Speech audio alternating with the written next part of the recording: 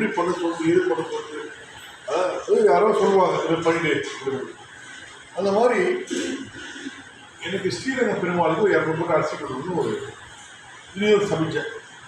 என்கிட்ட காசு இருக்காது ஒன்றும் இருக்காது. சரி ஆகிட்டு ஃபோன் பண்ணி இல்லை முடிவு பண்ணி நானும் ஸ்ரீரங்கத்துக்கு ஃபோன் பண்ணி சொல்லிட்டேன், சாமி இந்த மாதிரி நாங்கள் 200 மூட்டை அரிசி தரப்போம். ரைட்டு ஓகே, அவங்களும் சரி சொல்லிட்டாங்க. நீங்கள் அரிசி கொண்டு வந்துருக்கு இறக்கிட்டீங்கன்னு சொல்லிட்டேன். நாங்கள் சென்னையில் அரிசி பார்க்குறோம், அங்கே பார்க்குறோம், இங்கே பார்க்குறோம், நிறைய தேடி பார்க்குறோம். அரிசியே சரியான அளவுக்கு அரிசி இருக்குது. ஆனால் 2-3 சூழ்நிலை தான் இந்த வண்டி டிரான்ஸ்போர்ட் 5000 கணக்கு கொண்டு போகிறது இருக்குது. அப்படியே யோசிப்போம். சனிக்கிழமை போன வாரம் அரிசி கொடுக்கணும் எல்லாம் பேசி முடிஞ்சாச்சு. எனக்கு கொண்டு சனிக்கிழமை அரிசி வாரம் பேசி முடிச்சாச்சு.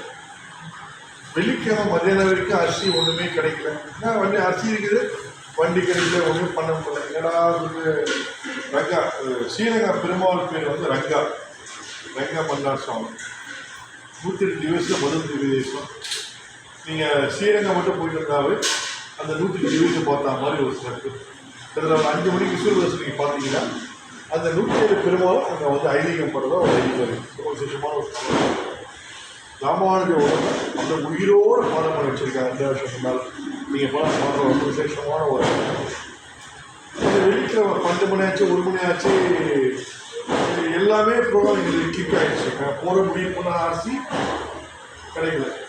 வெள்ளிக்கிழமை ஒரு சாயந்தரம் ஒரு 5 மணி 6 மணி இருக்கும். நம்ம தெரிஞ்சவங்க சொன்னார், சார் நம்ம அரிசி வந்து ஸ்ரீரங்கத்தில் நீங்கள் வாங்கிங்க ஒருத்தர் சொல்கிறாங்க. சரி அப்படி கேட்கும் சாயந்தரம் நீங்கள் வாங்கிக்கிறேன். ஸ்ரீரங்கத்தில் ஸ்ரீரங்க பக்கத்தில் மில் இருக்குது, மண்ணச்சநல்லூர் சிதம்பரம் பக்கத்தில். அந்த அரிசி ஏற்றி வந்துடும். எல்லாமே முடிவு பண்ணிவிட்டு நான் இங்கேருந்து பாவாடை உற்சவம் பண்ண போனோம். பாவாடை உற்சவம்னா பெருமாளுக்கு வந்து சாப்பாடு நைவேத்தியம் பண்ணி பெருமாளுக்கு பூஜை பண்ணி கொடுக்கணும். திருப்பாவாடை உற்சவம் பாவாடை கோயிலில் பண்ணோம்.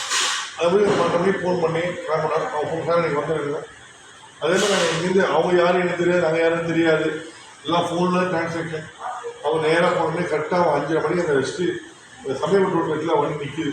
இந்த 200 மூட்டை அரிசி எடுத்து நான் எதுக்கு நான் அப்புறம் நேராக போய் உள்ள போய் ஸ்ரீரங்கத்தில் பெருமாள் உள்ள கொடுத்துட்டு மறுநாள் ஒரு பஸ் எதுக்கு நான் இந்த விஷயம் சொல்லுவேன். அவங்க யாரும் எனக்கு தெரியாது, எனக்கு யாரும் தெரியாது. ஆனால் அந்த பெருமாள் அந்த இடத்துல அவங்க வர வச்சு அந்த அரிசி கொடுக்க வச்சு பணம் கூட அப்புறம் கொடுத்து அது வேறு விஷயம்.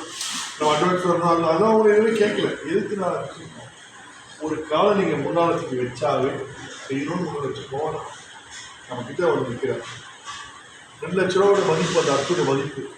பணம் கிணம் எதுவுமே கொடுக்கல, ஃபோன் பண்ணலாம், நம்ம வரோம் தெரியாது, எதுவுமே நல்லது நினச்சிட்டாவே போதும். ஆட்டோமேட்டிக்காக போகிறோம் பகவான் கிட்ட போயிடுங்க. அதனால் முடிஞ்ச வரைக்கும் நேற்று ஒரு 1000 பேர் புடவை கொடுப்போம். பெரிய பலத்தெல்லாம் போய் முடிஞ்ச வரைக்கும் தர்மம் பண்ணுங்க.